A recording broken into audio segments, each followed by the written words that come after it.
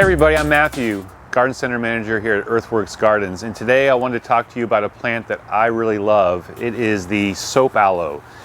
A lot of people don't think about the soap aloe because of its common cousin. The aloe vera is so popular and so well known for not only its ornamental and landscape uses, but also for its medicinal uses. But its cousin here, the soap aloe, also has a lot of interesting practical uses in the garden as well as medicinally. So aloe vera and soap aloe both have a property that has all of the things that you're looking for as far as skincare goes. It has the medicinal healing properties for things like cuts, scrapes, burns, insect bites, but it doesn't have the notoriety or the popularity that the aloe vera has. It's a little bit different in structure as well. You'll notice here that it's got some spines on it that are a little bit more pronounced. You see me tapping my finger on it. Although they look pretty gnarly, they're not like sharp. Although if you were to press your finger on it a little bit, it could pierce the skin, but they're not like razor blades or anything like that. So you can handle them pretty easily. So it's got a lot of interesting texture. It's also got a wider and flatter leaf, which is a little bit different than the aloe vera. The aloe vera's leaves are a little more cylindrical in shape, a little bit rounder all around this way, where this has a nice flat, wide blade, which gives it a different structure than the aloe vera.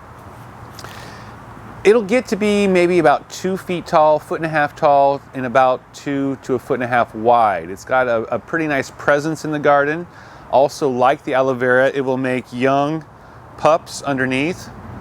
So I like to use this in a multiple of ways. I like to use this in the ground as a single specimen, but it could also be used as a ground cover. So you could plant several in a garden space and then allow the pups, the young ones, to fill in, and it will create a very thick, dense mat that will cover the ground and choke out weeds. So it does make a really interesting alternative to typical ground covers that are used. It's also versatile because it can grow in the sun or the shade and anywhere in between. So you can plant it just about anywhere, either in the ground, sun or shade, or in containers in the sun or the shade. I've even brought it indoors as a house plant and have kept it for many months indoors as well in a bright, sunnier window. So it has a lot of diversity of use, and it has a really interesting texture.